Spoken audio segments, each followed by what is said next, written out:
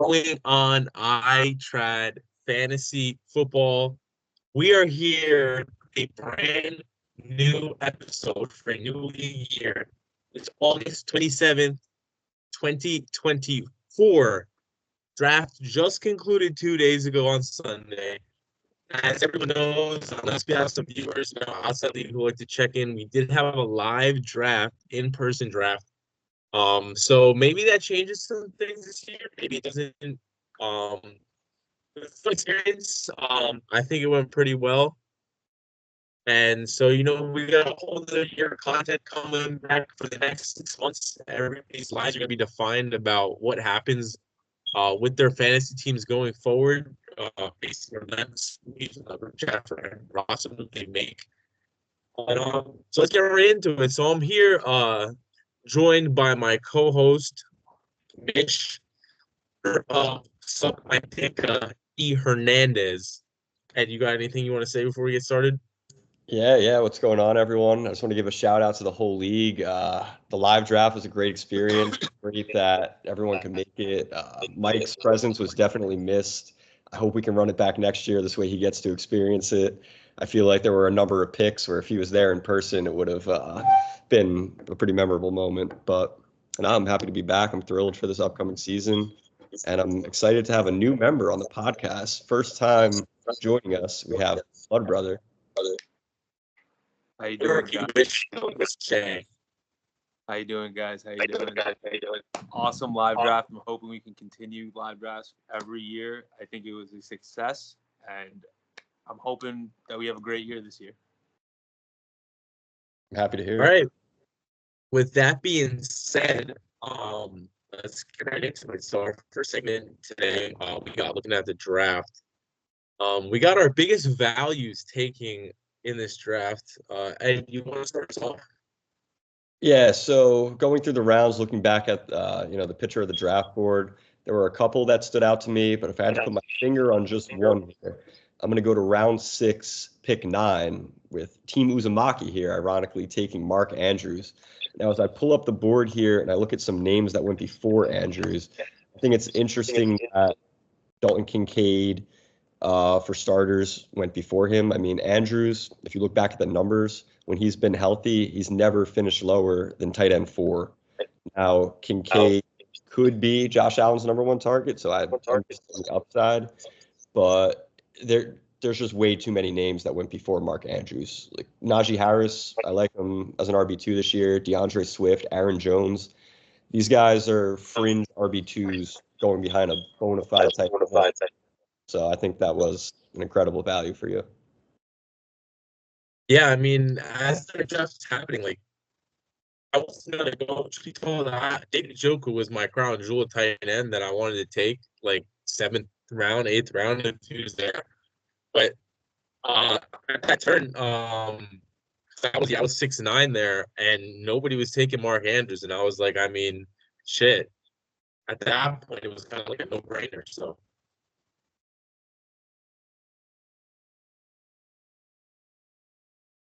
Is it me now, guys?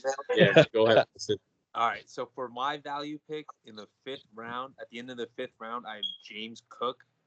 I think with the production he had last year and with people leaving, it's bound to happen where they're going to go with a run-heavy approach, and he still has the ability to catch from the backfield. His highest points per game last year was 38. He can show that he can put up a RB1 number, so that's a steal in my opinion at round 5 at the end with an RB1. Yeah, I mean, like I said, I just telling Sonny, the only thing that worries me about him is he only had 2 rushing touchdowns on the ground last year. I mean, Josh Allen takes away almost every goal line red zone carry, but Porter Diggs, maybe like a more run heavy approach, and he comes off a little more productive this year. Back onto my pick, I actually had Julian here making a pick in round 9, pick 9 with Jerome Ford. Just after he drafted Ford, Nick Chubb goes on pup, so he's going to be out for at least 4 games. And they cut the what's his name down to Foreman. Yeah, Deonta Foreman. Yeah. So it's just Ford and I don't know whether back on that roster is, but Ford had some good games last year. I mean, now he's going to be at good 4 weeks, I would say, to start. I mean, I don't anticipate Chubb coming back like week 5 from that injury and just going full throttle into that offense. They only have 2 max on the roster as of right now, so I mean, maybe they could sign a vet, but right now, I mean, to get the RB1, bona fide RB1 in Cleveland's offense, I mean, in round 9, pick 9, I mean, you can't really go wrong with that.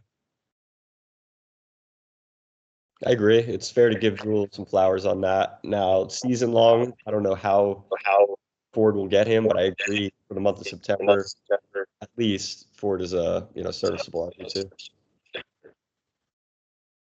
He has to be efficient. It matters the most, honestly.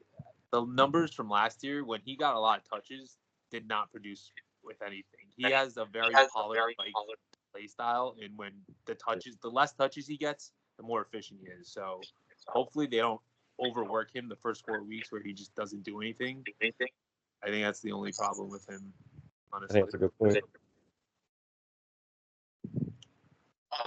So we got our biggest reach in the draft. Wilson, I'll let you start this one off. So my biggest reach would be Ridley in the 4th round in an offense where Will Levis is the quarterback and he's still very unknown. And then you add in Andre Hopkins and Tyler Boyd into that offense. Is Calvin really the wide receiver 1? Like, is it proven yet? To take him that high, in my opinion, is just, I think it was a very big reach. He got his player, who he wanted, but I think it was a big reach with the players that were still on the board. He could have gotten any of the Chiefs receivers, Tank Dell. I mean, those went right back to back on him. So I don't know what he was looking at. I think he believes in Ridley. We'll see what happens with him this season. Yeah, honestly, when I was a pick, I'm pretty sure Kevin was banking on getting Malik Neighbors, but you named the players I would have taken over right away. Rashid I just think as someone who's not a clear-cut wide receiver 1 or on that great of an offense, you're going to draft him really high. I agree. What were you gonna say? No, I was just gonna say, Calvin Ridley. I mean, I think we saw Calvin Ridley last year. I mean, when he go round 2 or 3 last year in our draft. Round 3. I mean, that was like his time to be the true wide receiver 1 in that offense. I mean, I don't know how much with Trevor Lawrence, a little bit disappointing, I guess you could say so far. And then you're downgrading to Will Levis in a crowded wide receiver room. I don't necessarily think the pick is a straight loss, but I do think there were better options at the board at that time. But moving on to my reach, the current stats realities. Going Jonathan Brooks 7-1. It was ACL injury, right? That was his Yep. Yeah. So he's coming off an ACL injury in what was the worst offense in the league last year. Mind you, they had a good free agency. They had some pieces they should have improved. Stick on the pump. I think 7-1 was just a little bit too high for Brooks, considering he's not going to be playing the first month of the season. You got to also factor in going first throttle as soon as he gets back. I mean, I don't know the extent of his injury exactly. I don't know if he's been practicing, but he's just not ready for the game, or he's just not been practicing at all. Mike knows, so he could correct me on that. I just feel like there were some guys that had higher ceiling that went right around his range, and I think he would have been there once he got back to his pick. Me personally, I would rather go with one of those wide receivers that went right after him that have kind of a high ceiling potentially. I mean, Christian Watson went, Keon Coleman. I had picked Ramondre Stevenson right after him. Say he won about the Patriots offense, but I mean, he just got paid in there, and he's going to be the RB1. I'm just not sure the outlook on Brooks going forward in this season. Not to question the talent, but as far as this year coming off the injury, I still was a little bit of a reach. I agree. Brooks was also on my list, and you hit on all my points there. The receivers that went after, you mentioned Watson, Keon Coleman, even guys like who went a little bit later, Odunze. If you want to even stick to the theme of rookies, Adonai Mitchell. I just think paying around 7 premium for somebody who's going to start the year in your IR spot, and like you said, when he comes back, what's really the potential of that offense with Carolina? They're probably going to be playing from behind. Carries is Jonathan Brooks really getting in those games. Talent aside, I'm just not sure that's going to come through for Mike in the end. I agree with you guys both. I think a big part of it is also just looking at the team that he assembled with the first 6 rounds to go after a running back that wasn't going to play for you, and that was his RB2. I think it was just not the right move. He should have gotten someone who was going to be able to play for him, considering he drafted Chubb as well. I don't know who his RB2 really is. That's a big problem on the team. Agreed. Moving over to my biggest reach, hate to pick on Farmer Ken, but early in the draft, round 2, pick 3, he went with Devontae Adams. Now, I understand in Kenny's heyday in fantasy, when he first broke onto the scene, Devontae Adams was taking the league up with Green Bay, but we are many years removed from that. Not to say he's still not a great player, but when you're picking at the top of the second round, and Gardner Minshew or Aiden O'Connell are your quarterback, you have to ask yourself, like, is this somebody who can really carry me throughout the season? Sure, he's going to get force-fed with plenty of targets, but when you look at the running backs that went immediately after, or the young receivers, Drake London, Marvin Harrison, Jalen Waddle, Olave, I would roll the dice with any of those guys over Devontae Adams when we know his best days are behind him. I think paying,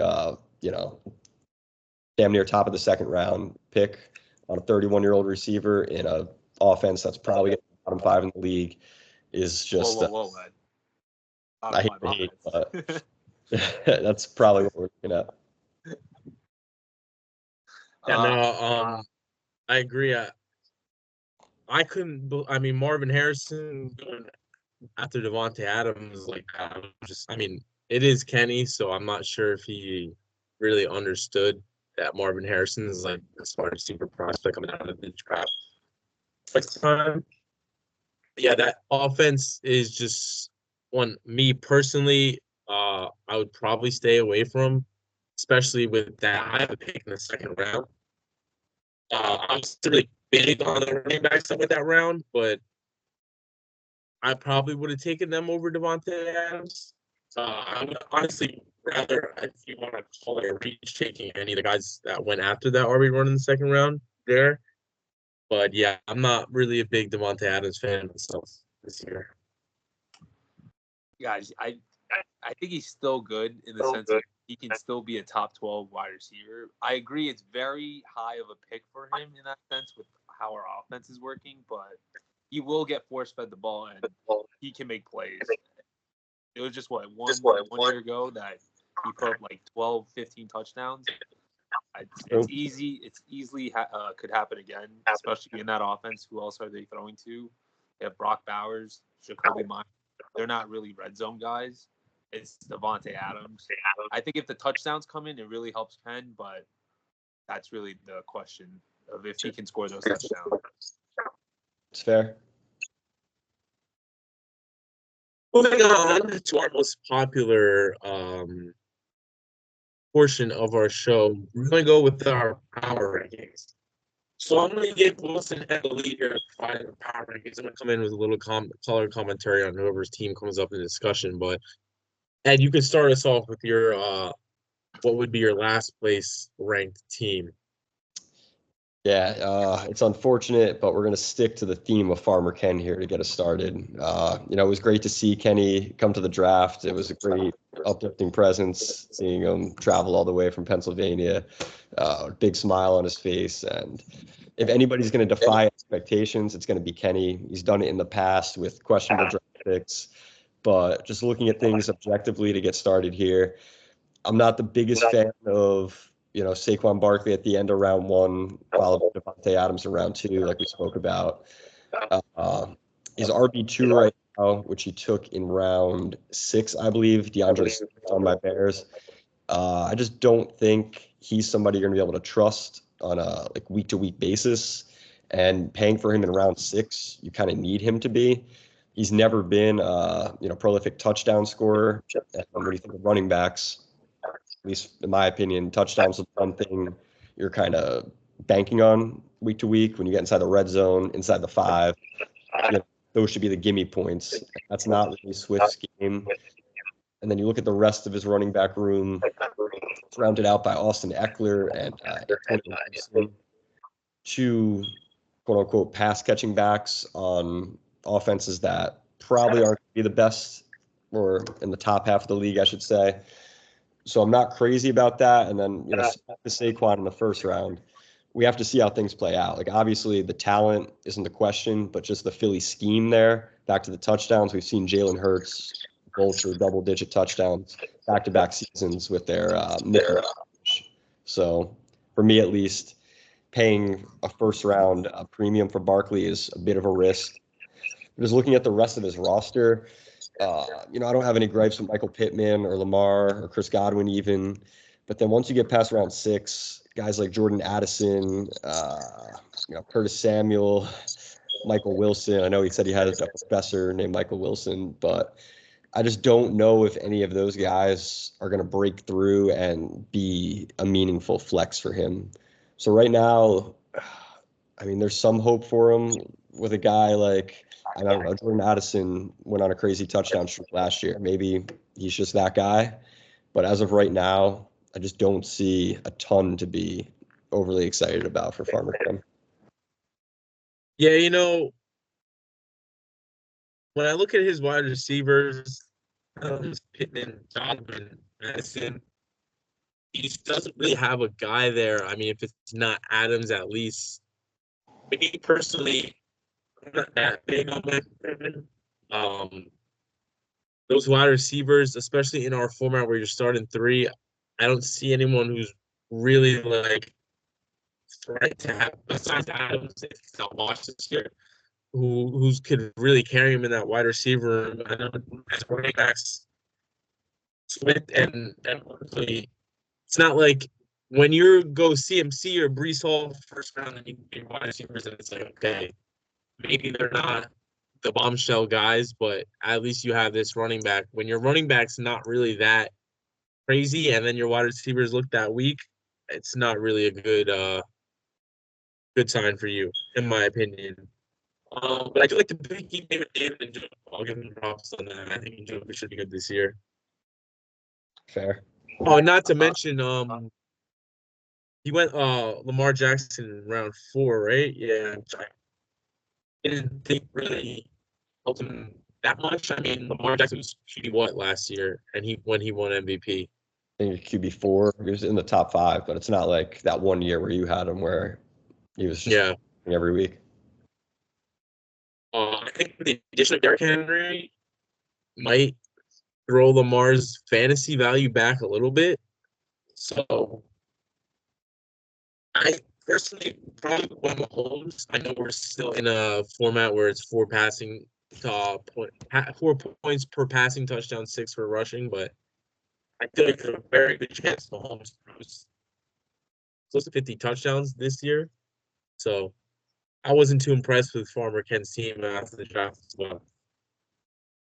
So I don't think Farmer Ken had one of the worst teams. I think he Well, did you could well. talk about him when he comes up on here. Let's see your 11 now. No. Okay, so look at your 11. All right. So for my 11, sorry to say, it is Kearney Satrialis. I think just the way his team is built, it's very well done with wide receivers. But when you look at his team, his number 1 running back is Devon Achane.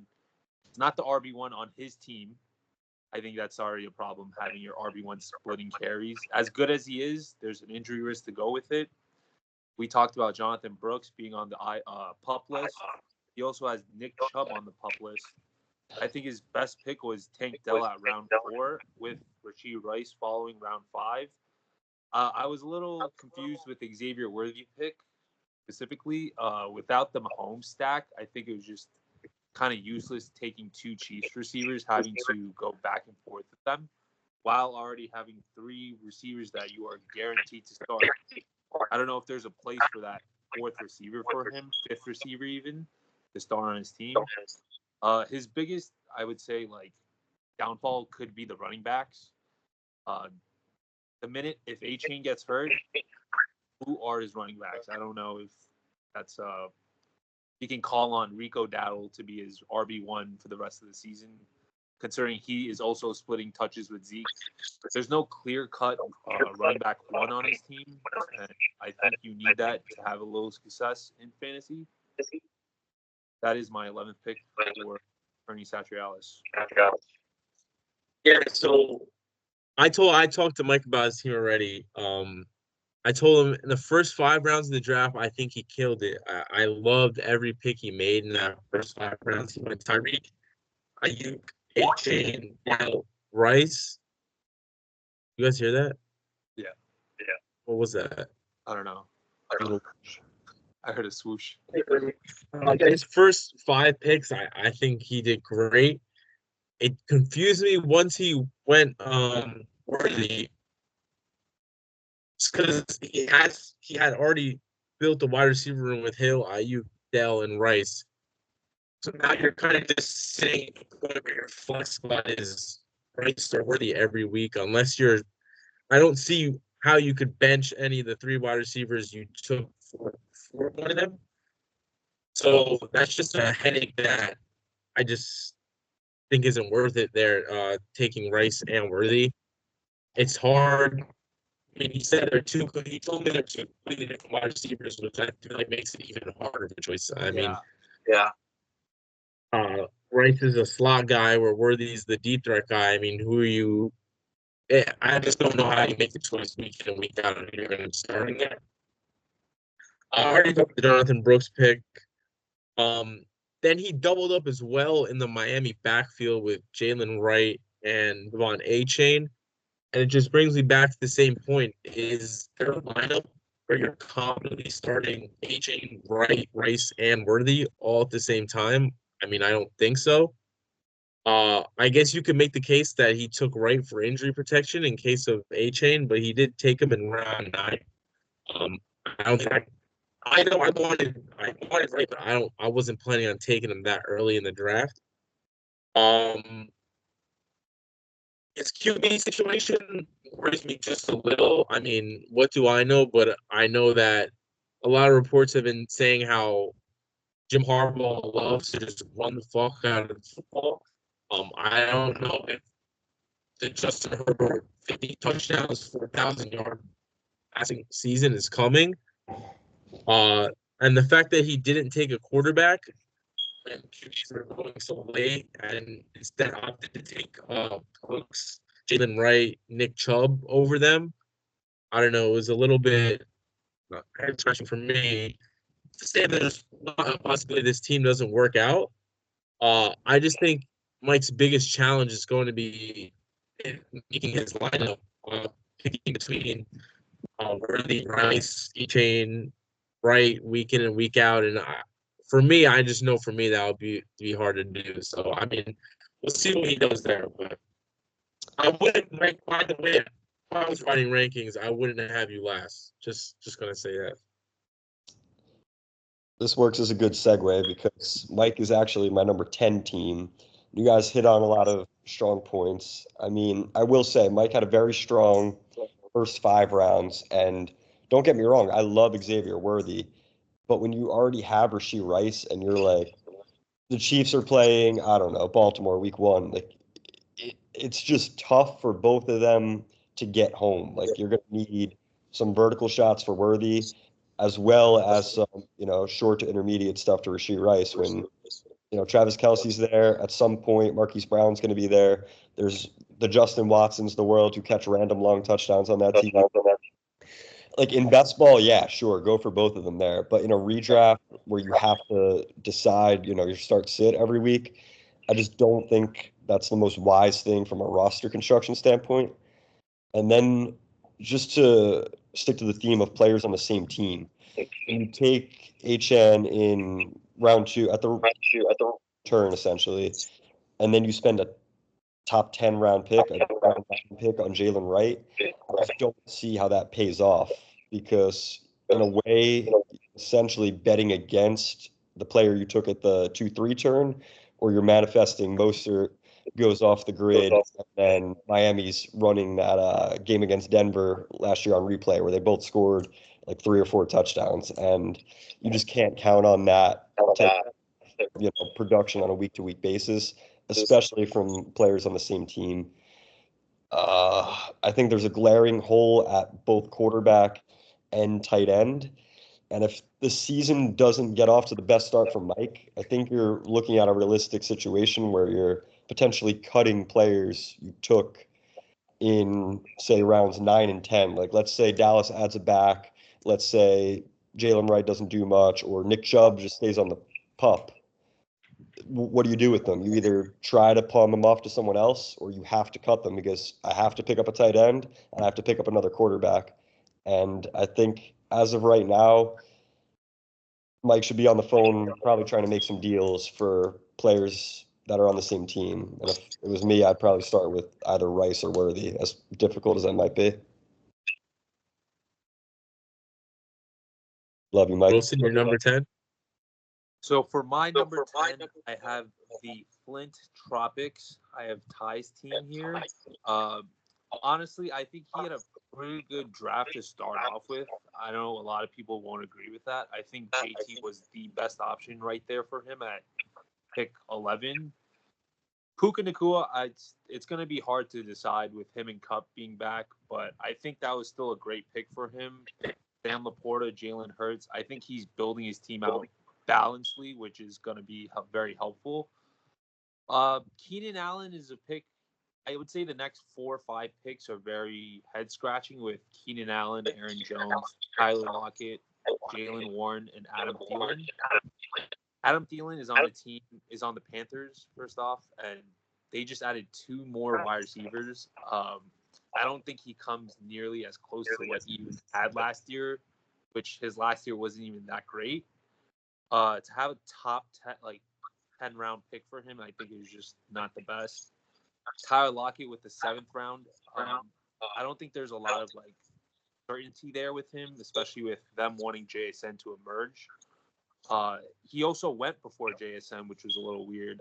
Now that clearly Tyler Lockett is the wide receiver 3, I just don't see how high of a draft pick that was for him to be the wide receiver 3 on his team to really work out for him. He's going to have to switch them in and out every week between his wide receiver 3. I don't think there's a lot of certainty for him there.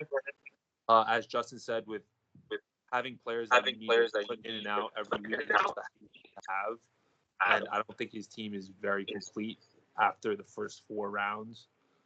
I really liked his TJ Hawkinson pick. I think that will help with him, as Sam Laporta is his tight end 1 already.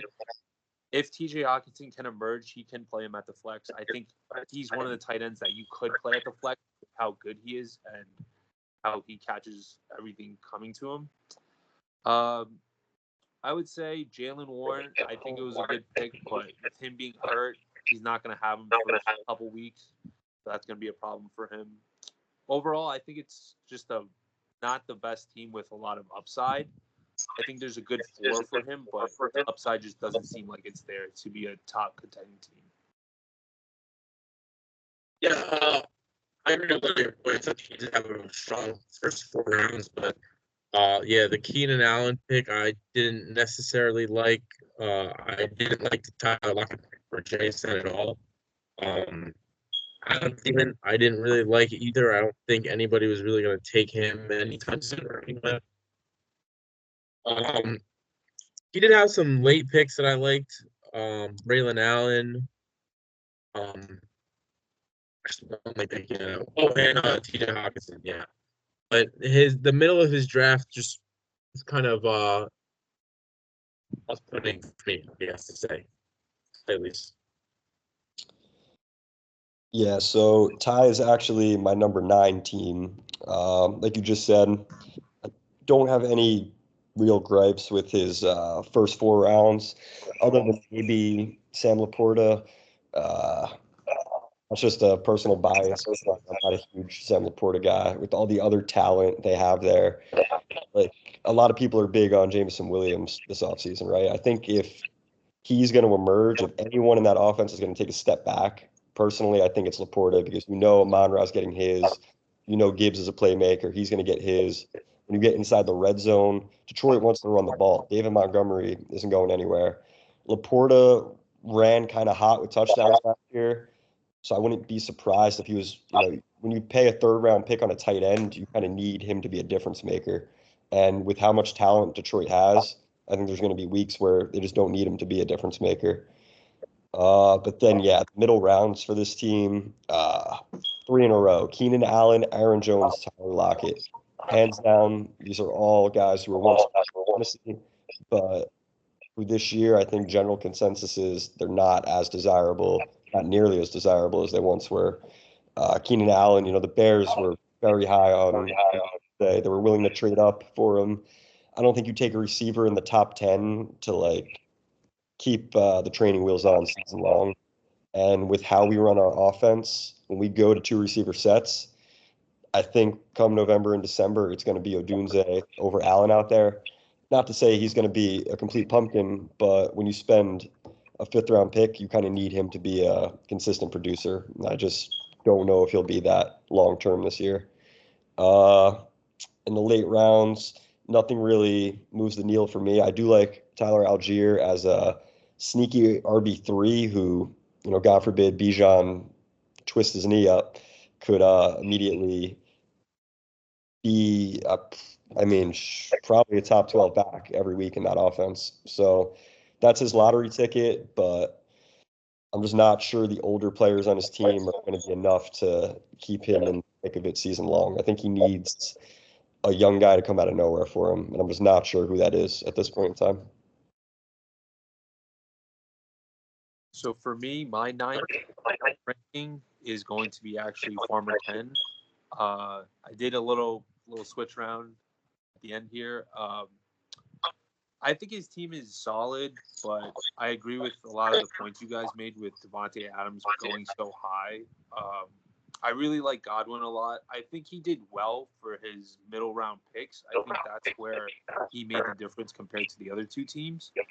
I think Eckler is a good choice to have as that RB3. He can easily come back into a very good role where he doesn't have to get all the touches, and still produce. Curtis Samuel is a dark horse in my opinion. He's on the Buffalo Bills where there's no clear-cut wide receiver 1, and he is known on his past teams to be a guy that catches a lot of receptions. That could help in his favor, just somehow sliding him into a flex role right there for him. I really like Lamar Jackson, even though Patrick Mahomes is there. I think the rushing upside is a little higher than what people think for him this year. With Derrick Henry, I think the run option is going to be very hard to basically play against, and I think Lamar is going to take advantage of that a lot. Overall, with DeAndre Swift and Jordan Addison, it's really a boom or bust with Jordan Addison having Sam Darnold as quarterback. That's like the biggest factor if he can even get him the ball, I would say. And DeAndre Swift, I like Swift. I think he's just not in the greatest situation being such a high pick. I think he's a good player, but I think he could have went with someone else other than Swift.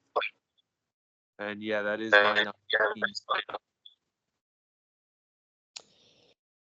See, this is where it gets tough because we both had the same bottom 3. When I get to my number 8 team here, I'm looking at his team and it doesn't seem right because I do think he had a strong draft. And the person I'm referring to is Diego with the Diego Jr. And the reason why I guess I'm kind of penalizing him so is just the construction. There's a glaring hole right now in his lineup with Cole Kmet. And, while I think he did a good job building his receiver room, pairing together 2 strong running backs with Brees Hall, who I was, very vocal about, very high on, Kyron Williams, who he had last year. You know, I know people like Blake Corum a lot, but I don't think the Rams are going to necessarily look away from him unless, you know, an injury happens and they have to. Nico Collins, I think, was a screaming value for him in the middle of round 3. And, you know, Stroud in round 4, I didn't love, but then, you know, you have Nico Collins, so I think it's worth it at that point. You know, the rest of his receivers, he got 4 in a row from that point on. He went George Pickens, Jaden Reed, Jameson Williams, Brian Thomas. I love it. I think at least 2 of those guys are going to beat their ADP by a significant amount. Whether that's Jaden Reed emerging from the Green Bay room, you know, Jameson Williams being as advertised, top pick in the draft at one point. You know, Brian Thomas could easily become Trevor Lawrence's go-to guy. Pickens is the only show in town right now. So I think he has a pretty strong team. But on the weeks those receivers don't catch a long touchdown, say, you know, Cole Kmet, in my opinion, isn't giving you anything you can hold on to week. The Bears' new offensive coordinator is very weird with deploying tight ends. Oftentimes, there's 3 on the field with Gerald Everett and 40-year-old Mercedes Lewis. I just don't think you can count on Cole Kmet to run hot with touchdowns like he has the past couple of years with Fields. You know, he's had a couple of multi-touchdown games and stuff. He's been good for daily fantasy, but I think that until he finds someone to give him consistent production there, I think that's going to hold him back despite all the other strong picks that he made. Yeah, look at the team. I love Brees Hall. I think Brees Hall is going to be great this year. Little indifferent about Kyron Williams. My first real gripe comes in round 4. I took C.J. Stroud. In our format where rushing touchdowns are at a premium for quarterbacks, I mean, I'm taking Devonta Smith over C.J. Stroud any day in that round. I mean, really, when you look at it, what's really the difference between C.J. Stroud in round 4 and Joe Burrow in round 11? You know, or even Dak in round 9. Dak was what QB? Was he a top 5 QB in fantasy last year? Yeah, he led the league in touchdowns, Dak. I mean, Dak went round 9. I'm taking wide receiver in that round 4 over taking CJ Stroud any day of the week there, honestly. I feel like he kind of felt, I guess, like he had to, but that QB run that happened right before him. So maybe he just folded under the pressure a little bit. I know CJ Stroud's is the favorite for player of the year or MVP, whatever, supposed to be league in passing. I mean, the wide receiver room is stacked. Really, that pick really paying off at 4-6 for a guy who doesn't run the ball. He's got to throw like 50 touchdowns with like 4,500 yards, which is a hard thing to do. Especially when you see a lot of guys kind of sometimes take that step back in their senior year. But as the draft went on, I mean, I'm not really that high on Pickens, but I do like Brian Thomas Jr. a lot. A lot of reports about him doing really good so far in camp. Like a lot of Jaden Reed has a lot of potential. But I agree with you where it's kind of unfair to have his team where it is. It's just kind of how it lands here, just because there's a lot of teams in the middle of the pack who didn't necessarily do bad drafting, but somebody just got to be in this spot. So yeah. So for my 8th team, I have Peter. I really liked his first 2 rounds. I think they were a steal, but when it came down to his 3rd and 4th, I think he didn't do the greatest job in grabbing DK. I think that was just more of a personal choice for him. There was a lot better options in my opinion. I think instead of taking Neighbors over DK, where he's the let alone wide receiver 1 there. DK's still going to be going against other players on his. He has Tyler Lockett and Jason there. Geno, we don't know how he's going to look this year with how he looked last year. If that continues to happen, DK was a big reach for him, taking him in the 3rd round. I also think with the QB run starting with AR, one of the QBs, I think that was not the greatest selection when you had Jalen Hurts, Lamar Jackson, Patrick Mahomes, and C.J. Stroud there. That's the biggest risk you could have taken with someone who only played 4 games last year. He's essentially a rookie coming in again. You're putting a lot of your bread into AR, and if it doesn't pan out, I guess he always has Deshaun Watson to back him up. I think his team just doesn't have a lot of boom. Deontay Johnson, Lad McConkey, with how they want to run the ball all day in LA. I just don't see how they can produce these big numbers for him to win weekly. I really liked his Dontavian Wicks pick. I know a lot of people are eyeing him with Mike blabbering about him all season, all summer. He was definitely on the radar. I don't think Mike would have ever gotten him with how he talked about him. But I think it's just a very low-end team. His RB3 is Chase Brown. There's not a lot of depth there. And his last pick, A.J. Dillon, is out for the year already. So it's already starting to happen where players are being taken out for the season already. So he lands at my number 10. Yeah, I like Sunday's first 2 picks as well. I didn't necessarily like DK in round 3, especially when he followed it up with starting the QB run with AR. I mean, look back at this 5 months now, and AR had 12 rushing touchdowns with 500 yards, and just kill it out there.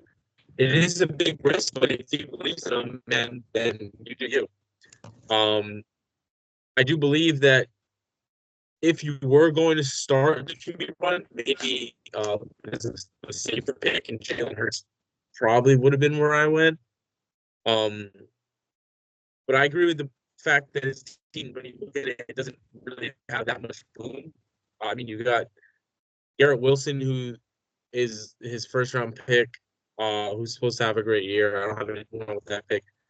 Jamar Gibbs, who's maybe he's not. I mean, as far as I'm concerned, the backfield's still split between him and Monty right now. DK's kind of always been that wide receiver. I feel like just because of how monstrous he kind of looks, like he kind of always gives you the vibe that he's just kind of better than he really is from a fantasy perspective. I mean, let me see if I'm wrong here. I want to see his top finishes. Yeah, I mean, last year he was 21st, 16, 14, 7, and 34 in his first 5 years. So he's only finished inside the top 12 once. I don't think the QB play necessarily got any better in Seattle, and when you factor in JSN coming into a more prominent role, I'm assuming that'll happen this year. I don't really think DK is worth that before turn there. Yeah. We're up to number 7 now, and I actually have our special guest, You Wish, here at the number 7 spot. I think you surprised a lot of people starting off the draft with 3 backs. I really like Bijan. I took him last year. I was very high on him. I think he's going to soar to new heights this year, without a doubt. ETN kind of fluttered down the stretch a little bit last year, but still a stud.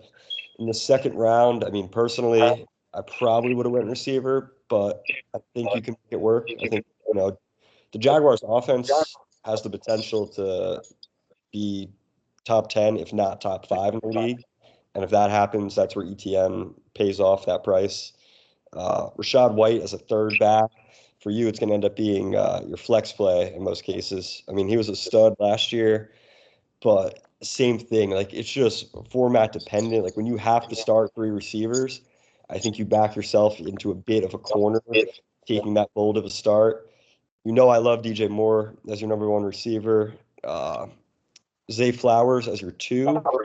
He's one of those can go either way. He has the talent, but team situation-wise, Mark Andrews is back. A lot of people like to refer to splits that Flowers had with and without Andrews. I think as a second receiver, he's okay, but I think the weeks that Baltimore's up 20 points in the third quarter, you see a lot more Derrick Henry, and you're not going to need as much Zay Flowers. which can hurt you.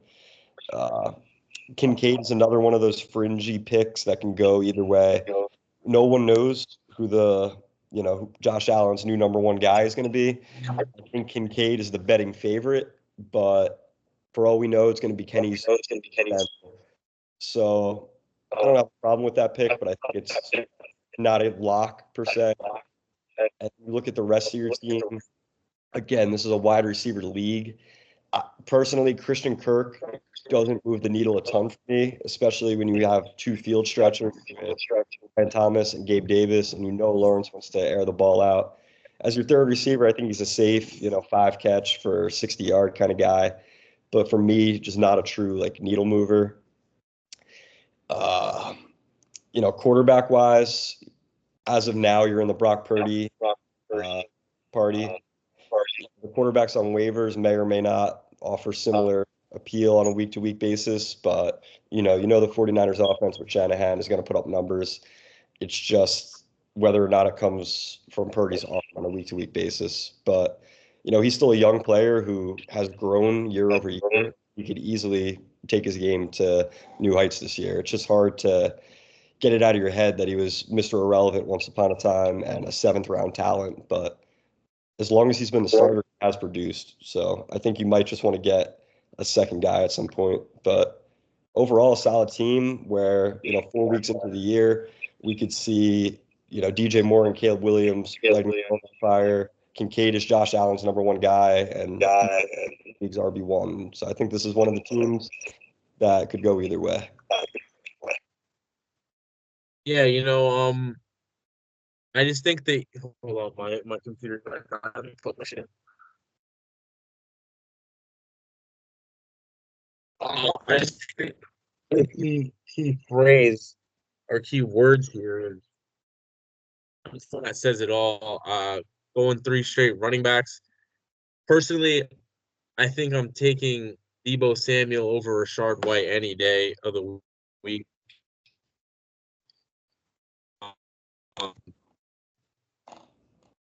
I don't really have a problem with going Bijan ETN, but when you triple down on it in the 3rd round with Rashard White, who I don't really think is an exciting back, over guys who like a Debo who could score 3 touchdowns in a single game and kind of win you weeks. I do love the DJ Moore pick. Like I've told Ed in Dynasty, I'm not really a big Zay Flowers fan. I mean, it's kind of been, when is the last time we've really seen a Ravens wide receiver flourish, fantasy wise? It's just not the name of the game there in Baltimore. I think Tony Pollard is a nice little sneaky pick you got there in round 8. I mean, maybe we see Pollard find his home in Tennessee. The things didn't really work out in Dallas. Your late round picks, Pearsall. I mean, I'm guessing you're hoping the stack can come to fruition if Ayuk. Well, isn't Pearsall's shoulder hurt, or is that someone else? Yeah, that was more just like a dart throw, Yeah. I mean, Christian Kirk as your wide receiver 3, I wouldn't mind if you had went wide receiver in the 3rd round, but I don't think you necessarily had a bad draft, but it's just tough to call it good when we're in a 3-4 potentially wide receiver format and you went 3 straight running backs in the first 3 rounds. Respect that. All right, so for my 7th, I have. But you don't even want to fight your case. You're just gonna let it go. Am I fighting? Am I talking about my I mean, you're allowed to rebuttal if you would like. I mean, I understand where you guys are coming from. I just don't see Zay Flowers that way, the way you guys are talking about it. He did have better splits with Mark Andrews gone, but I think that's just going to help him a little more with how Jackson's going to be looking for him a little more now. He's a guy that can give you at least 12 every game with some of the high upside guys I have. I feel comfortable with having someone who is going to give me a good floor while my other players have a big boom. That's what I'm really looking for. I understand the Kincaid pick. I just believe he is the tight end 1 there, the wide receiver 1 there. He's going to get most of the targets, red zone targets, even with Dawson Knox there. We're just going to have to hope and see with that. I would say my later rounds. My later rounds. I don't know. I think DeAndre Hopkins was a good wide receiver 4 for me. He's he's the same as Calvin Ridley, where I got him 7 rounds later, 6 rounds later, and I think there's a lot of potential on my team. That's what it comes down to. It's fair. All right, so for my 7th, I have Millimeter Peters. I see it's really hard judging these middle of the pack teams here. I think they're very even with each other. It's just personally who you like more. I think he still has a good team, but I did not really like the Isaiah Pacheco pick. I know a lot of people do. I'm just not the biggest fan of Isaiah Pacheco now with how the Chiefs built their team this offseason, where are they really going to continue to run the ball like that? I think they're going to open up the playbook a little more for Mahomes now with the receivers he has. This is his most stacked offense.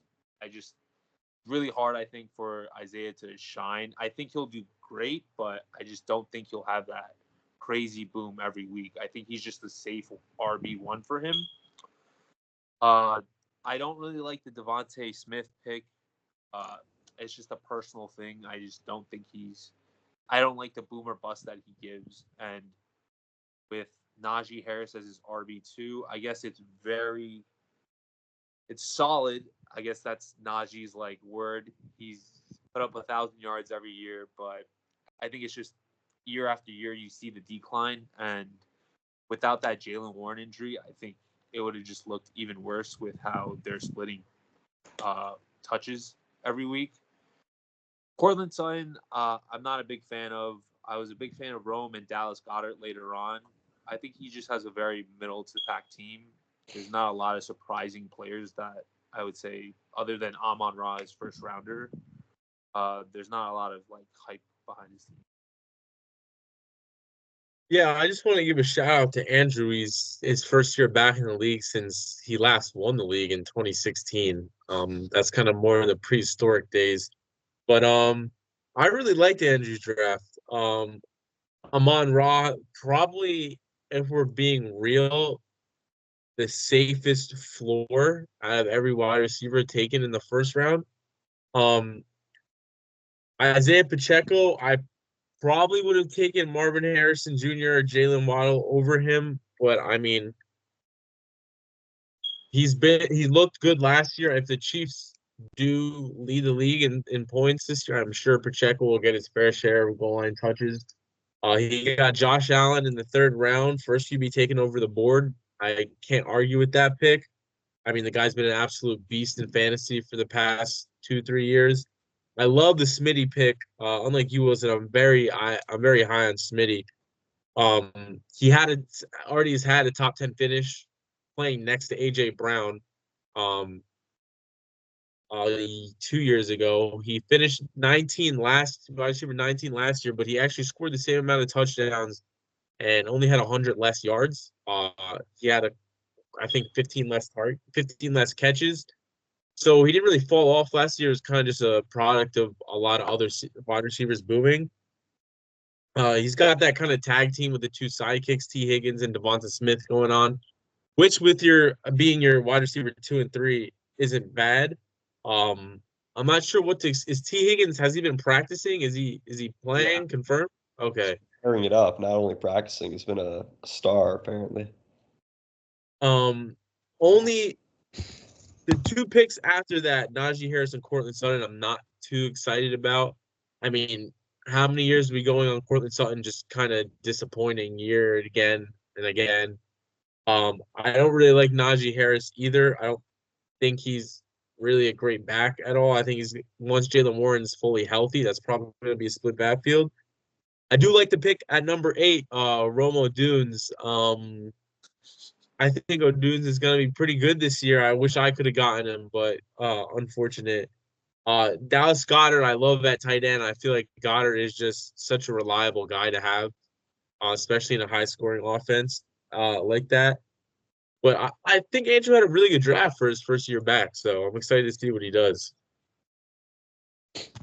Yeah, I'm going to talk about Andrew a little bit later on, but But right now, my number 6 team, Wilson previously mentioned, it's going to be Fear Petus Tigers. I think Sonny had a pretty good team with maybe a questionable pick here and there. I have no problem with the Garrett Wilson, Jahmyr Gibbs start. Gibbs at the top of the second round. He finished the season really strong last year, but like you said earlier, Montgomery isn't going anywhere, so you have to wonder a little bit how high his ceiling is. It's just obviously not in the same stratosphere as, CMC, Bijan Brees, but he's still a strong RB1 nonetheless. DK Metcalf has historically been one of his guys. It was funny to see him bring him back. And then he planted his flag with Anthony Richardson. And, if Richardson plays 17 games, he's probably a lock for top 5 quarterback, like at his floor. Like he doesn't even have to be a great real life quarterback to deliver on that, just because of how they're going to run that offense and the way defenses are going to have to play him and JT in the same backfield. So basically, it's just praying for better fortune in the injury department there. Like we mentioned earlier, James Cook at the tail end of round 5 is a great value. He actually finished last year as an RB1. Not a lot of people realize that, but Yeah, I think he was number 6, something like that. Somewhere in that range. And with Diggs and Gabe Davis both leaving, we said the wide receiver 1 is in question. Not that I think Cook is going to be the number 1 target, but there's more room for him to eat in that department. And in a PPR league from your running back, that's the recipe for success. Sticking to that same theme, Deontay Johnson has been a target hog his whole career. If he stays healthy, he's probably looking at 120 targets bare minimum. I mean, Adam Thielen was a top 10 receiver up until Thanksgiving last year. And at this point in his career, Deontay Johnson is 10 times the receiver Adam Thielen was last year. If you want to nitpick a weak spot in his lineup right now, Brock Bowers is a rookie, might get off to a slow start. I'm not sure the Raiders' new offensive coordinator, who was previously with the Bears, Luke Getsy, is going to deploy him in the most creative of ways, which could hold back his long-term and his dynasty prospect. But considering the starting tight ends on a lot of other teams, I think Sonny's sitting pretty. When you think of Ben Sinnott and Cole Kmet, currently being projected as week 1 starters. I love Chase Brown in round 10. That Cincinnati offense, if everyone stays healthy, Burrow, Chase, they're putting up points. Zach Moss, I think, is just a guy. And, Chase Brown has shown that he's got some turbo. He's got some boost. And he could be one of those guys we look back, like, how did he go in round 10? Same thing with the Green Bay room, just having stake in these uncertain situations gives you a chance to kind of reach new heights. And if Wicks really is the guy, then in round 12, again, we're going to be kicking ourselves. How did we let him go that late? So I think Sonny's one of those middle of the road teams who has some question marks, but also has some outs, so to speak, where if things break right, he could jump to the upper echelon of the league here.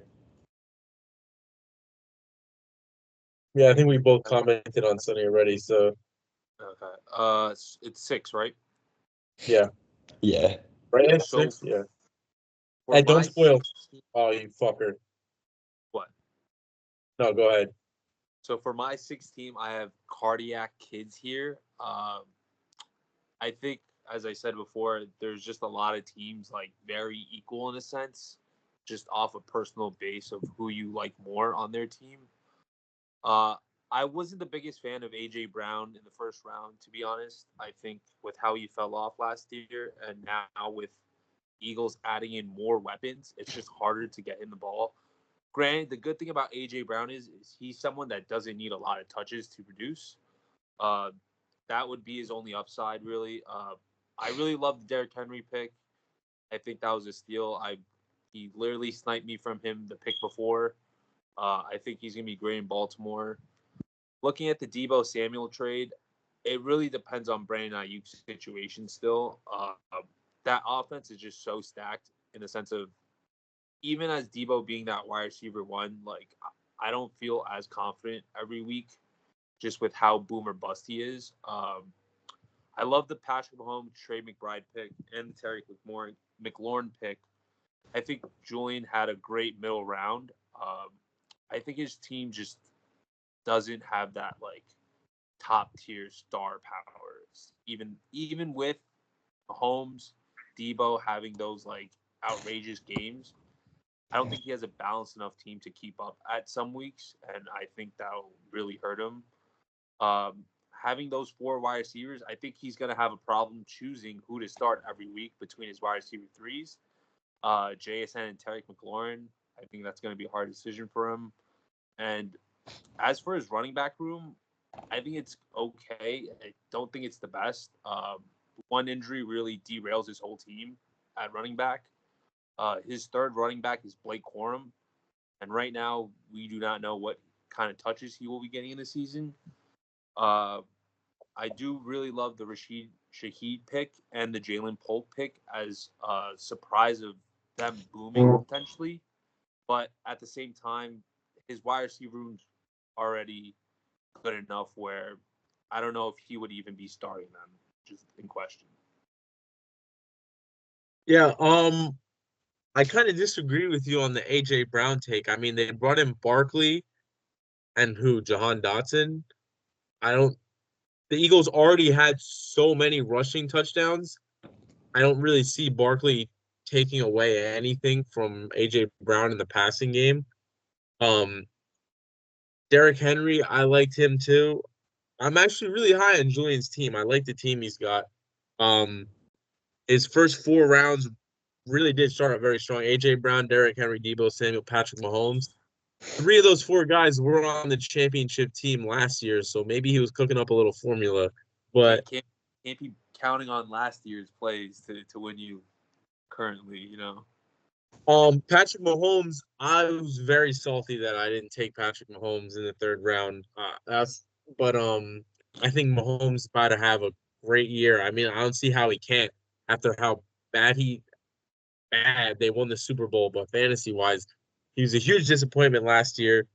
I'm one of the people where I see all this hype for Trey McBride, and maybe I'm just blind, but I don't really see like I don't think he's bad, but for him to go in the 5th round he went over Mark Andrews, right? Yeah, going over Mark Andrews. Um, I mean, maybe it works out. I was kind of confused though. If you're gonna go McBride round 5, why go Kittle round 7? I think in our league we've seen time and time again that taking 2 tight ends or 2 quarterbacks and holding them hostage never works out trade wise. Unless he's planning on starting both, but I kind of like JS. I like JSN a lot too, who he should have in his flex. He's also got Blake Corum, who I think is going to do well this year. Overall, I think Julian had a pretty good draft. I think he's not maybe coming for revenge, but maybe he doesn't place bottom 5 in the league this year like he has with the great teams that he had the past 2 years. So, I mean, 2 wide receiver ones is kind of hard to beat, you know. Yeah. Still ending up bottom 5. That's just. So for me, we're now into the top 5 here. I'm going to get us kicked off with the ambiguous team currently going by a dot on the app, or just Cass, as was written on the draft board. I think Castro started off the draft with a great value, Jefferson at the 5th pick. He's probably going to get the most targets in the league, and he's probably the best receiver in the league right now. The quarterback situation, I get it, isn't the best, but as long as he's out there, it's still Justin Jefferson. He's still going to produce. Personally, round 2, I think it's kind of pick your flavor. For me, I probably would have gone Marvin Harrison over Drake London, but I think London's a great talent and could easily, pay off for him there. I just feel like Harrison has a better chance at being the unquestioned number 1, like, difference maker for that offense, where you look at Atlanta and you have Bijan. I'm going to sound like a homer, but you also have Kyle Pitts who could produce. You bring in Darnell Mooney. I just think there's other guys who could produce, where it's not like you need Drake London, but from Atlanta or from Arizona's perspective, you need Marvin Harrison every week. Your defense is trash. He's one of the best prospects we've seen in the last 10 years. Like, this guy, as long as he's out there, he's getting the ball. Where London, I think there's some weeks where maybe he doesn't. Down to rounds 3 and 4, two guys who we've probably seen their best production in the past with Kelsey and Diggs. But again, you can't really hold that against them for this team because they're still in baseline top 10 offenses, likely top 5, if not top 10. So as long as they're out there, they're going to get theirs. There is other talent around them, so some weeks they could disappoint, but season long, I don't have any problems with Kelsey or Diggs. Then he followed that up with a pair of running backs with Montgomery and Connor. Maybe I don't know, uninspiring picks, not necessarily needle movers, but these guys can get you the nitty-gritty points that you need on a week-to-week basis. They're going to touch the ball. They have a good chance of getting touchdowns. Keon Coleman, where he took him, again, it's good to have stake in these offenses, but he took him in round 7, where I think there were receivers with a better chance of hitting in less crowded or less ambiguous situations. But again, we could look back on this one of two ways. Either, wow, how is Keon Coleman taken that high? He's the next Quentin Johnson. Or, wow, how did we let him go that low? He's Josh Allen's new Stephon Diggs. So in many ways, I look at Coleman on his team as like the needle mover. He could very much make or break his season because when you look at the rest of his team, I don't think it's going to be Romeo Doubs or DJ Chark in the wide receiver room. And when you look at the running backs, Zach Moss, Mostert, who I know scored 20 touchdowns last year, and Justice Hill, I don't think they're going to be needle movers season long for him. But I will say he did do a great job soaking up the quarterback value that came after the quarterback run, getting both Joe Burrow and Jaden Daniels. So for my money right now, he probably has the best quarterback room, and he got it at the best price. So one of those middle of the road teams right now that probably has more veteran talent than up and coming talent. But I feel like when we look back, even over the years, I feel like Castro always has a team that doesn't exactly jump off the screen on paper, And but he sneaks into like fucking semi. I mean, last year he lost Chubb his first round pick, and then he goes to the championship round. So that's Fucking it. Amari Cooper, man, fucking 55 points. That's all it takes. Ridiculous. yeah, I mean Castro's team can't go wrong with Jetta's there. Drake London, I'm not really big on. That's just a personal thing. I don't think it's from a talent perspective. Um, David Montgomery and James Conner. I'm more excited for Montgomery than I am Conner. I feel like he got a lot of backs though at a good value. I think Mostert's the RB1 on the Dolphins until he's not. He's the goal line back. I think he'll be a very solid RB2. His wide receivers, London, Jefferson, Diggs, Coleman. I mean, for a 4-man wide receiver room, I think that's pretty solid. I think Castro had a solid draft. Maybe nobody that's too exciting, but I feel like he has a lot of players that'll give him a good floor at least with Diggs and Kelsey. I honestly about Castro's team, I don't really have any gripes. I don't really have anything to write home about at the same time. Yeah. I agree with you guys. I actually have Castro at my number 5. I agree with you guys on a lot of the points you guys made. I think he has a very solid all-around team, which dynasty that matters a lot. You can't have holes on your team.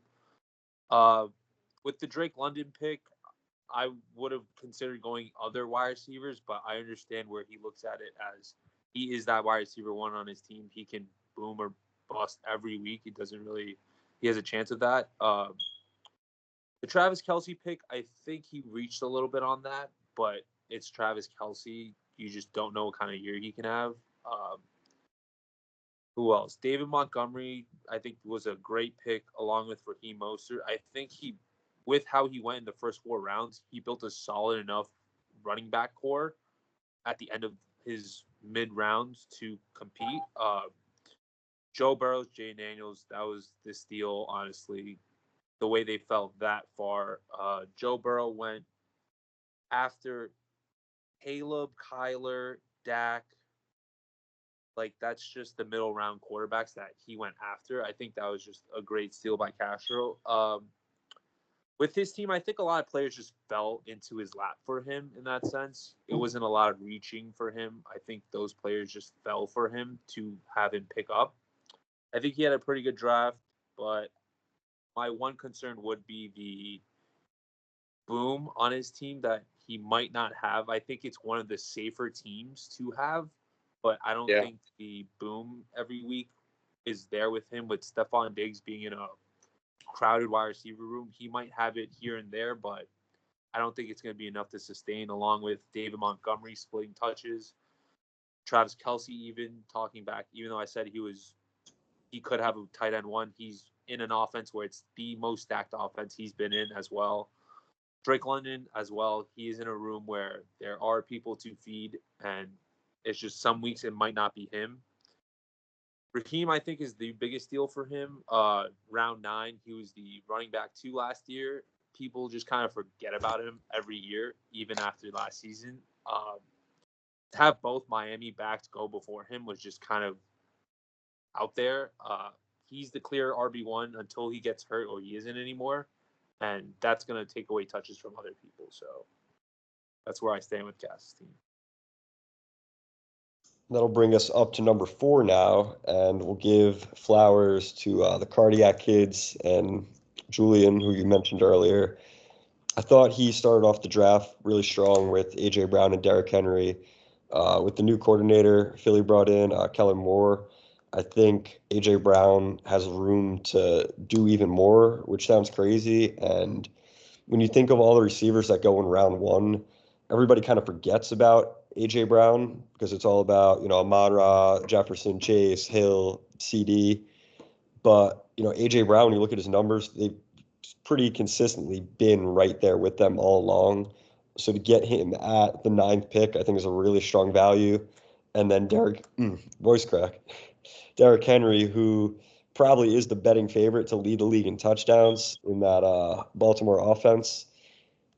I get it's a PPR league. He's probably not going to do a whole lot through the air, but for an RB1, he's going to hold down that position strong as anyone. And then rounds 3 and 4, he got Debo and Mahomes, 2 guys who are going to be a part of top 5 offenses in the league. We've given Mahomes a lot of love on the show so far. He would be my pick to win the MVP this year with the field stretchers they got, along with the intermediate crushers with Rice and Kelce. So to get him in 4, surprisingly, after basically towards the tail end of the quarterback run, he went as the QB 5 in our draft, which is pretty crazy. Insane. Yeah. So, I mean, again, we might look back on this either way, like that was a steal, or, Anthony Richardson lit the world on fire. That was right all along. But for where Julian got him, I really like it. I am a Trey McBride fan. I think, we mentioned Marvin Harrison as probably the alpha in that offense, but McBride isn't going to be far behind because when you think who's the second receiver on that team, maybe it's Kenny's Michael Wilson, but we have to see somebody earn it. Trey McBride last year, even when Josh Dobbs was throwing the ball, was putting up solid numbers. And once Kyler came in, he was doing even more. So to get an elite tight end in round 5 there, I think is a really strong value.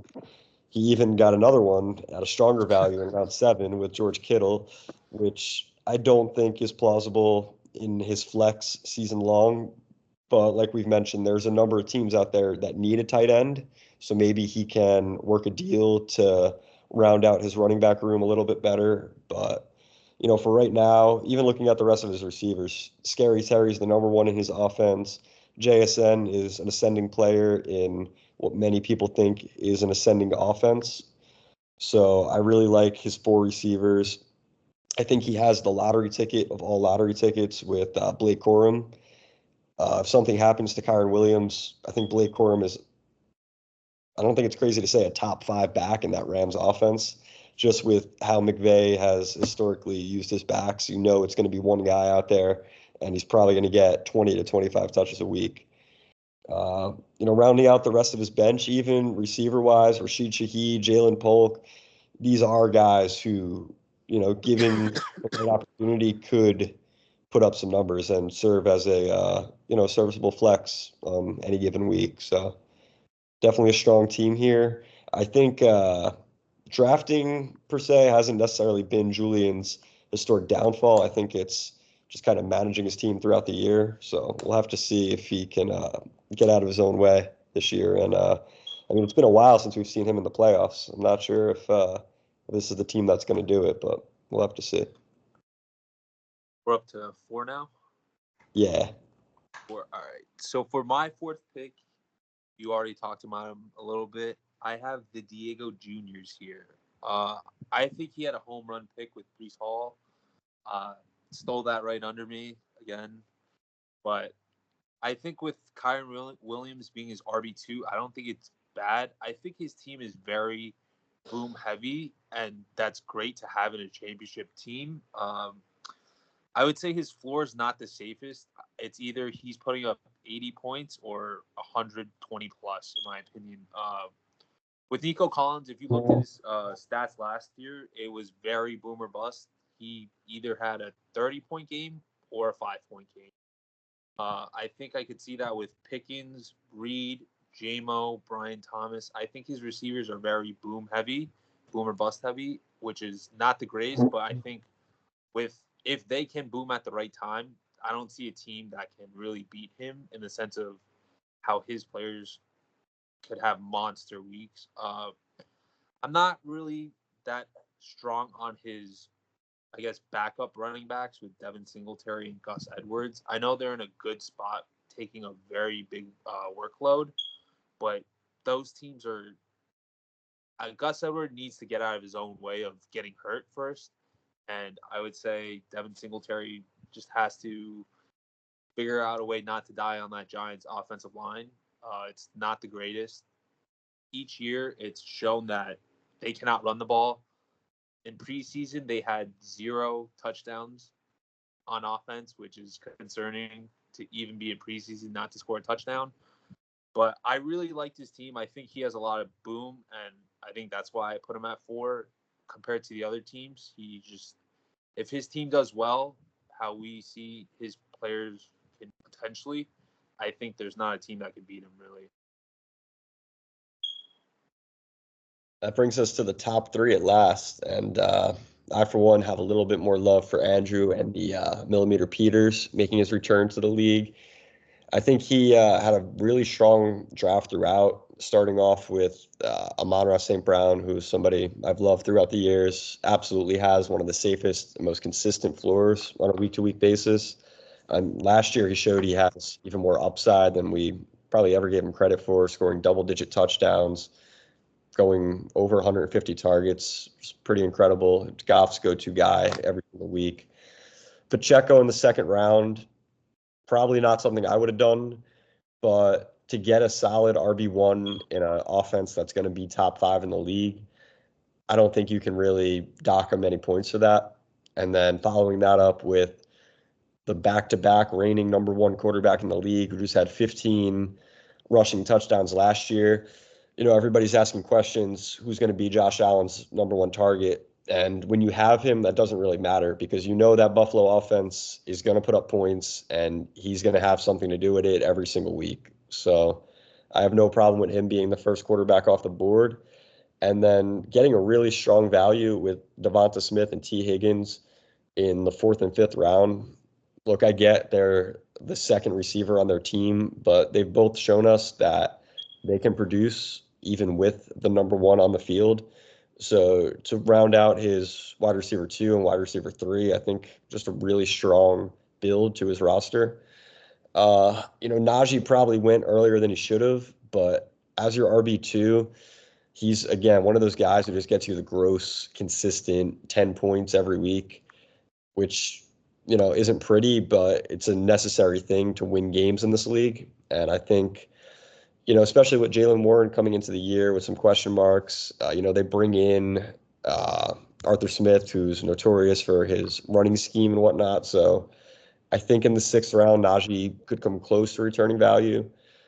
And then you look at the rest of his draft. I don't even know if he realized it, but he got some really strong values with Romo Dunze, Dallas Goedert, just having a piece of that Philly offense. J.K. Dobbins, we know the Chargers want to run the ball. It's a roll of the dice. Which back in that backfield emerges as the number one, whether it's Dobbins, who, admittedly hasn't been able to stay healthy his whole career, Edwards, and the 6th-round pick, Kamani Badal. So if I was a betting man, I'd go with Dobbins. I like that pick a lot. Jacoby Myers, another one of those gross flex guys who gets you the 5 catches for 60 yards on any given week. Yes, and you got him at a strong value in round 11, I believe.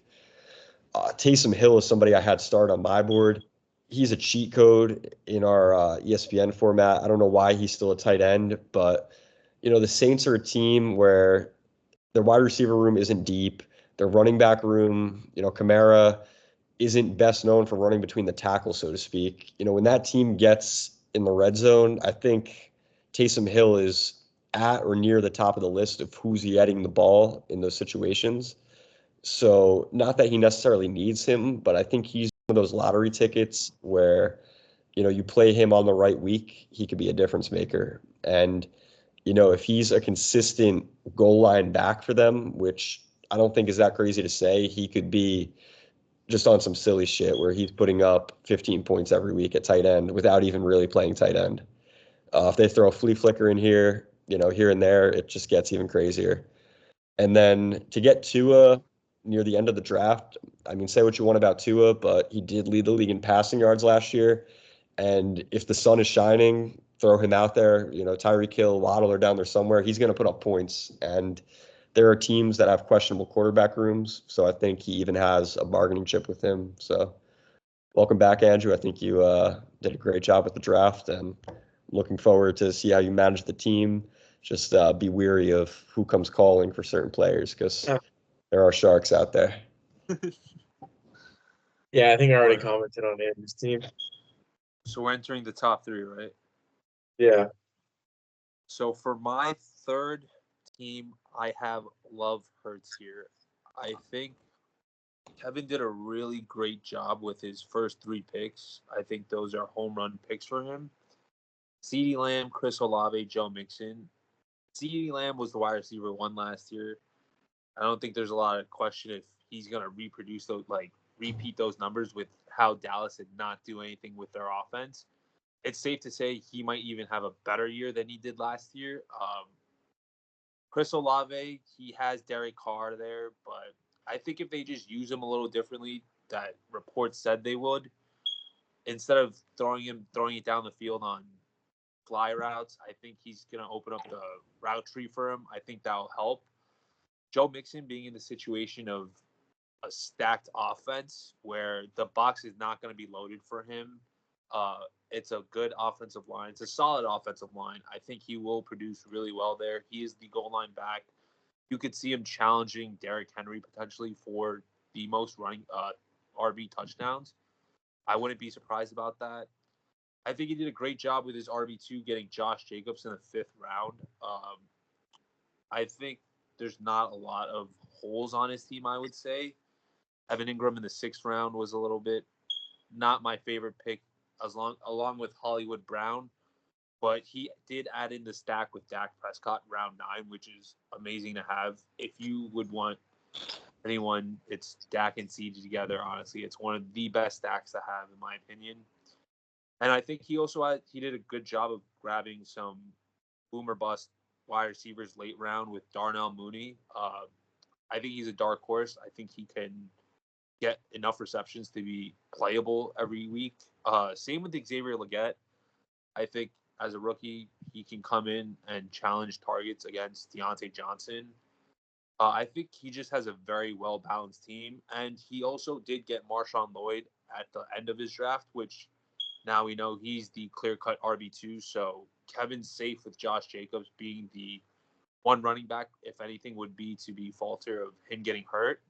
He has their backup, which I think completes his team.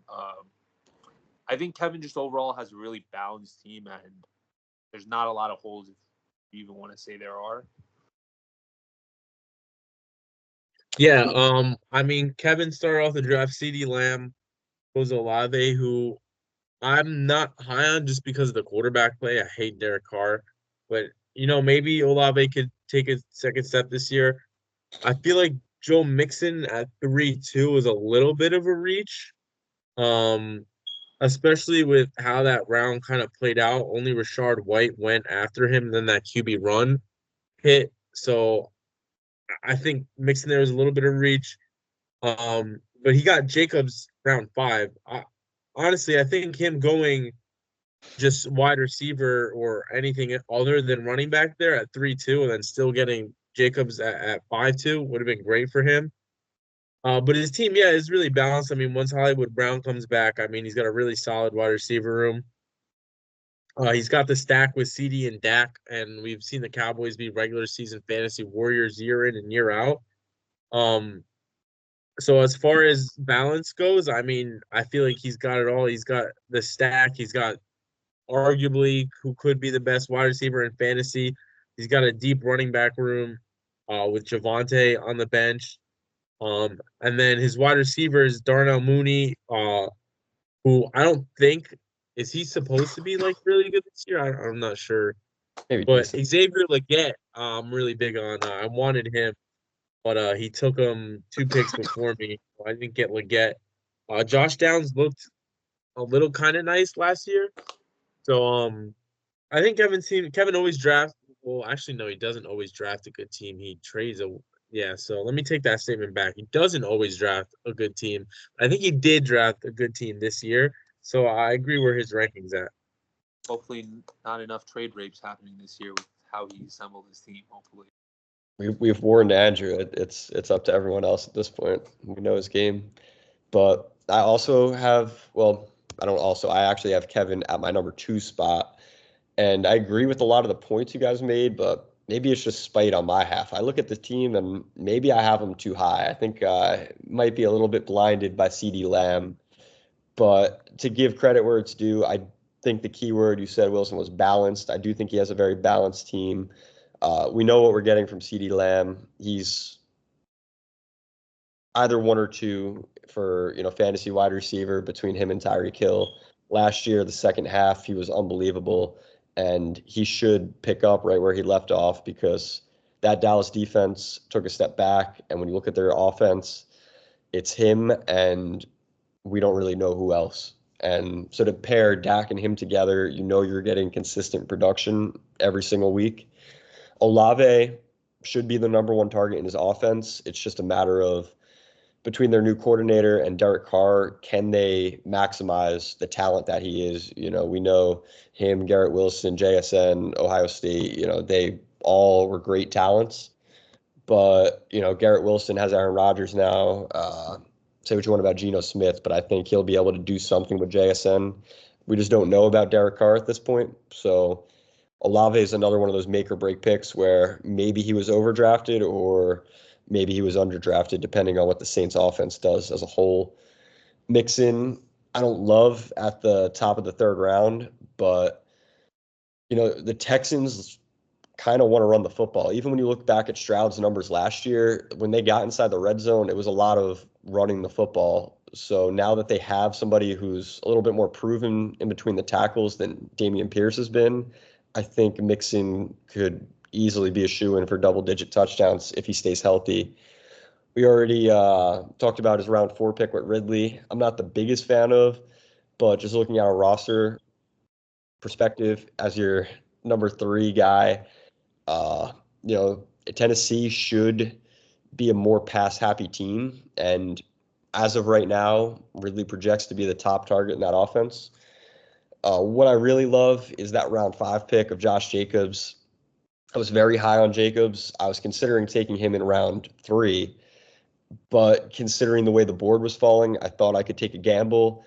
I was going to take him in 4, but Neighbors ended up being there, and then I was praying I could get him in 5. He sniped me 1 pick away. But even the news that came out today, A.J. Dillon is on IR. He has Marshawn Lloyd, but Lloyd hasn't had a strong camp and is a rookie. I think when you look at LaFleur and how he wants to run that offense, he hasn't really been able to do what he wanted to do with Aaron Jones. And I think they went out and got Jacobs for a reason. And I think he could, I don't think it's crazy to say, be a top 5, top 3 back again in fantasy as long as he's out there. So I love that pick. That's one of my favorite picks in the whole draft. And you guys already kind of touched on some of the guys he has on his bench. I also like Darnell Mooney a lot. I don't know if we spoke about Javonte Williams, but Denver's a team with a rookie quarterback who is kind of a statue back there with Bo Nix. Their backs are going to get a lot of targets. Their backfield actually led the league in targets last year for the running back position. So between him and McLaughlin, I think Williams is the better touchdown pick on a week-to-week basis. And to get him in round 8 is just a really strong value. So I don't know if it was an A-plus draft, but this is definitely one of Kevin's better drafts in recent memory because there have been some stinkers. So maybe he'll have mercy on everyone and lay off your little brother and the newcomers into the league. All right, we're entering the top 2, and the 2 teams that I have not named yet are the host of the show. It's the 1 and 2 battle. I have as my number 2, Suck My Dick. I think just overall you did a great job with your draft. You took who was there, who was given to you, and those players are very good. I think it was a steal to get McCaffrey at the 103, first off. And then you followed up with Jaden Waddle, Cooper Kupp, Malik Neighbors. I think that wide receiver room is good enough to compete with any wide receivers on any team, except maybe Justin's, I would say. I think you did a good job pivoting to get Kenneth Walker in the 5th round after Josh Jacobs was gone. He was probably, other than David Montgomery, the last running back and James Cook, actually, he fell way too much. But those 3, to pick Kenneth Walker in the 5th round, I think it was a steal. Problem I have really with your team is Christian Watson. In the what round did you grab him? In the 7th round. I think just with how history has played with him and the injuries, I just don't see that he can really, unless he's fully 100% healthy, because that Green Bay wide receiver room is loaded to a certain extent. And if he's hurt even a little bit, I could see them just putting him to the side, waiting for him to get fully healthy because they have the receivers there to take over when Christian Watson is not there. But again, he is your wide receiver 4, so that's really, I guess, like, I wouldn't fault you for even having him at 7 because you have 3 wide receivers that you're starting every week. I love the Jake Ferguson pick, but again, you took Kyle Pitts in the 5th round, followed it up with Jake Ferguson in the 8th. I think what we talked about with Justin, how these 2 quarterbacks, 2 tight ends early on just don't help your team that much. But again, you drafted a very balanced team. I really loved Brian Robinson, Joshua Palmer, Jaleel McLaughlin. I think your later rounds really hit, and I think they can potentially even start for you later on in the season with how they perform. Joshua Palmer, in my opinion, is the wide receiver 1 on the LA Chargers, and if he can prove it and keep going, I don't see him really losing like a lot against Ladd. He's their deep threat, and he could potentially be their guy to catch the balls if Ladd isn't what they think he is. My one problem with your team would be the quarterback. You're a Bears fan. You took Caleb with round 11 and Trevor Lawrence round 13, but there's just a lot of uncertainty with Lawrence with how he played last year. He did add a lot of weapons, but I could still see them running the ball a lot, and that just might not help his case. Along with Caleb having being a rookie, there's just a lot of uncertainty there. He does have the weapons to produce, so we're just gonna have to see with that. But I really like your team. I think you drafted really well with the position you were in. I think Brian Robinson is going to be a really good player for you. I think he's one of the players people don't realize that he can still be a top 15 running back, even splitting a backfield because of potential touchdowns that he has.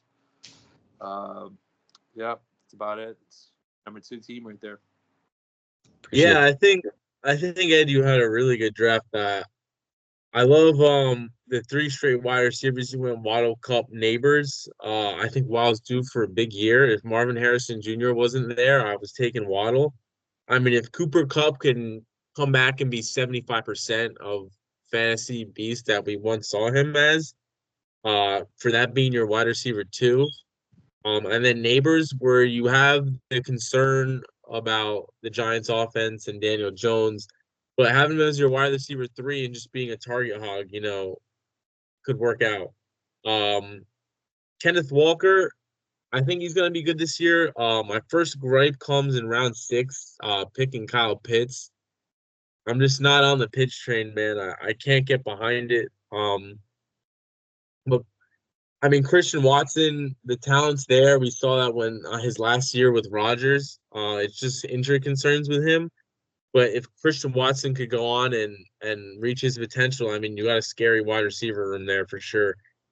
Caleb Williams is really kind of the X factor on this team, in my opinion. If Caleb Williams ends up being rookie of the year, I mean, that's a scary team right there, between CMC, Kenneth Walker, that wide receiver room. And then if you add in Caleb Williams, if he could go into a top 5 finish, I mean, the sky's the limit for this team. Also like the Jermaine Burton pick in round 14. I like that pick a lot too. I didn't mention it, but I did like that pick a lot. Not your 15 though. Your 15 was a little suspect. What? I got the other Bengals receiver. Yeah. One of them is going to be the number 3. It's just a matter of who. I think it's a good hedge. But I appreciate the love from you guys both. I walked away from the draft pleasantly surprised with some of the values I got, and I mean, we'll see how it plays out. But I got a chip on my shoulder. I've left money on the table the past couple of years, and I think this, there's a lot of guys who, you look at Kupp, you look at Watson, you look at even Josh Palmer. Historically, they haven't been able to stay on the field for a full season, at least as of late. So it's a roll of the dice. But if everyone stays healthy, then I like my chances. And even if they don't, I think we have some decent plan Bs out there. So I appreciate the love. But without further ado, we will move on to what I believe we both have as our number 1 team. That's going to be number 1. The reigning champ, the Uzumaki clan. I'd love the start of the draft. Jamar Chase, I think at 4, we could look back on as a value. When I first pulled when Yosef pulled the draft order out of that little wheel and I got the 3rd pick, my mind immediately gravitated to Jamar Chase. But given the, contract ambiguity and the uncertainty with that situation, with him not being an active participant in all of training camp, being CMC was an easy tiebreaker for me. But now the arrow seems to be pointing up for him and that Bengals offense as a whole. And I don't think we've seen the best Jamar Chase season yet, which scares me a lot if this is the year that happens.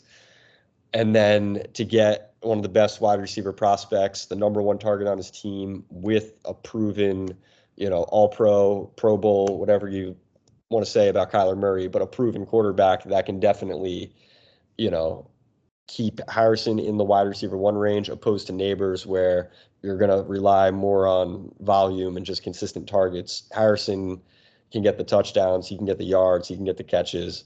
He could easily finish this year top 5, and I don't think anyone would blink twice. And then Mr. Reliable, Mike Evans, as the 3rd guy. He's never had less than 1,000 yards. Him and Baker showed good chemistry last year, double-digit touchdowns. Age is a concern, but you could say that about a lot of guys. And he's probably going to be a first ballot Hall of Famer, and he has shown no sign of decline. So we can't hold anything against him there. I really like Kamara as a just sponge in that offense. We know Derek Carr isn't a very good quarterback. He's probably the number 2 target in that offense as an RB1 in a PPR format. He's a bit of a cheat code. And then just rounding out the rest of the team, we mentioned Mark Andrews, a pretty certain top 5, if not top 3 tight end fantasy in one of the best offenses in the league. Getting him at that strong of a value is just a home run. Same can be said about Kyler Murray. Going after that quarterback run, somewhat in the middle between the quarterback run that came later in the draft, I think is a really strong value. I love Adonai Mitchell. I think if Anthony Richardson hits, Adonai Mitchell is going to have a big part to do with that. So I'm really excited about him as a potential flex for you at some point. Uh, yeah, I mean, even Isaiah Likely as a insurance policy for Andrews if he can't stay healthy. We know he's a baller. He proved it last year.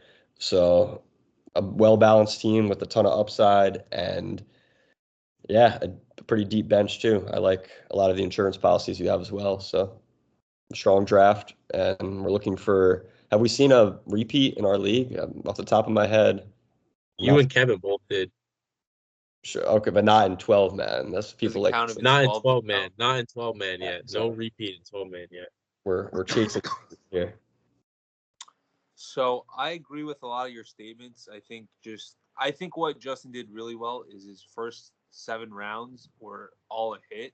I don't think he built his team first 7 rounds. He created his starting lineup, and I think it's one of the teams that is very balanced and has that very big boom for him. With Jamar Chase, like you said, we don't know. He hasn't had his best season yet. It could be this season. I'm honestly terrified if it is. His team's looking really scary if that does happen. Marvin Harrison, he's going to take up almost probably 25 to 30% of those targets. And if he is what they say he is, then that's just absurd to have. I really love the Mike Evans pick at round 3. I think that was a steal to have. He has been a top 15 wide receiver for the past 2 years, and he's at 1,000 yards every year. I don't think there's anything wrong with having that safe floor and that high boom that he gives every week. I love the Kamara pick. I think Cooper was a steal with him being your flex. The one thing is, though, I'm not excited about your bench, as Ed said. I don't think it's that deep. I think an injury here and there can riddle your team down really badly. I don't think Zeke is that guy anymore. I think a couple years past his prime. I think he can put up solid numbers, but he's a workhorse back who needs the touches, and I just don't think he really has that anymore. Mike Williams and Adonai Mitchell. I think with just how strong your wide receivers are, other than the bye week, you really won't need them. I don't think your 4 wide receivers are just guys I don't see being benched for Mike Williams or Adonai Mitchell unless Mitchell becomes a wide receiver 1 out of nowhere, which with Pittman, I don't think it's happening. But with your first 7 rounds, I think you built the strongest starting lineup. There's no holes at all, and it's very balanced, and you have a very high boom. So I think that's why I put you at number 1 is because of people have one or the other. I think your team has both in the sense of it's very balanced and it has very safe floor, and it has one of the highest boom ratings next to probably, I would say, Diego's team. Yeah, I mean, I agree. I'm not very happy with how my bench came out after Mitchell. I think I kind of misjudged where people were going with picks in the late rounds, so I didn't really get guys that I wanted. I definitely should have went Leggett over Zeke. Zeke definitely would have been there at my next pick. As far as the first 7 rounds, I mean, for me, coming off the championship season, it was very easy to just say, look, I'm going to do literally exactly what I did last year in the draft. Start the draft off with 3 straight wide receivers. Last year, I went Hill, AJ Brown, Debo. So I was like, I'm taking 3 straight wide receivers again, no questions asked. Uh, and I actually, for me at 4'9", the 2 backs, I had 2 backs I was mocking. It was Kamara and Mixon. So thankfully, Kamara was there. I was not expecting to get Mark Andrews at 6'9". That was kind of a surprise for me. I wasn't mocking getting from Mondre Stevenson 7. I was actually gonna go wide receiver again, but he was there, and I was like, "Fuck it, I might as well get my RB2 now." As far as Kyler Murray, this was the one point in the draft where I was sweating severely. Every time it came around to me at that in the even rounds, because Eddie, Kevin, and Mike had 6 picks after me, and none of them had quarterbacks. And like I was just like sweating bullets, like because Burrow and I was between Burrow and Murray. I was like, the 3 of them don't have quarterbacks. They got 6 picks before I go again. and I just didn't know what to do.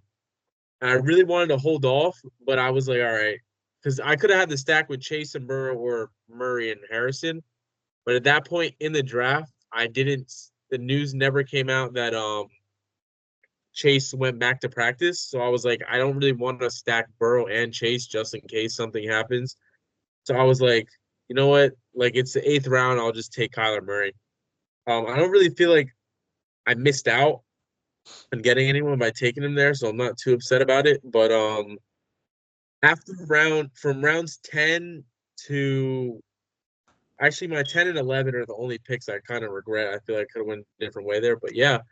As far as how I feel about my team, it's kind of hard to look at my team and be like super excited just because my team was so good last year that it's like I really miss. I wanted Patrick Mahomes really bad, but it is what it is. But yeah, I'm excited for my team. And that sums up the preseason power rankings. I'm sure there will be controversy and Be a some lot hurt of discourse feelings. in the group chat once this is Uh, posted. I guess really quick we could run through. We had one more segment that shouldn't take long. Just Ed, you could give me your two picks on who you have as a lock to make the playoffs and who you have as a lock to miss the playoffs. Sure, let me just pull it up. So my playoff lock, somewhat going off the power rankings here. I personally didn't factor the power rankings, given it's the preseason, into my flag plant here, which is what I named the segment.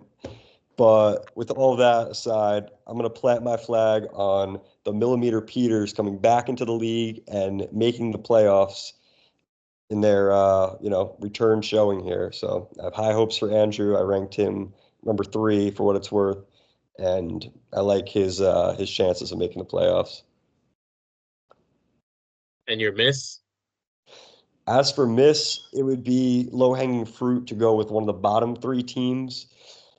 We'll be a little more bold here. If I think anyone from my top 5 rankings is going to miss, I'm going to plant my flags out of spite on Cass missing the playoffs, given his lack of a bench with outs, so to speak, or what I like to call them, or guys who could like greatly outperform where you took them in the draft. For me, the only one I can identify on his team is Keon Coleman, with a lot of veterans surrounding him. I could see Cass being right on the brink of the playoffs and missing out for the first time in a while. So there's my spite of the day. Yeah, I'll go right here.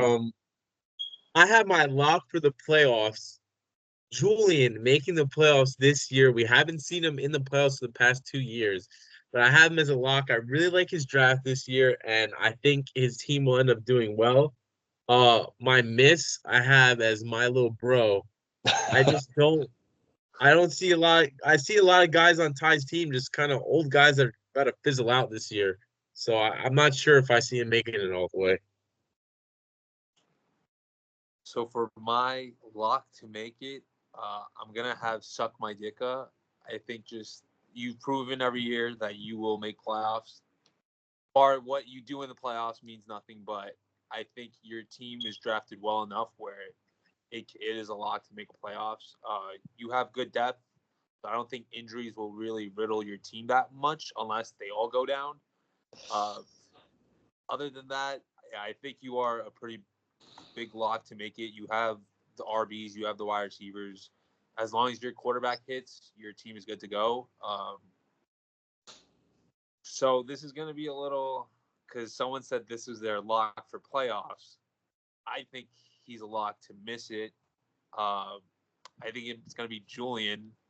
Ooh, I just do not seeing his past teams. He's had better teams, and that just worries me to the point where if he doesn't have a good team like that, how is he going to make playoffs? I think he made the mistake again grabbing 2 tight ends as we talked about, and with Julian being not the greatest manager, he drafted a great team, but the managing part is 50% of fantasy, and if he doesn't do right, if he sits idly by, I could see his team get passed up real quick with just how it goes. So that is not my lock, but it's what I think is most likely going to happen. So I don't want to put it out any of the bottom 3 teams. I think Those are kind of teams that are not making playoffs either way. Just wanted to give a team that has the potential of not making playoffs, even with a good team.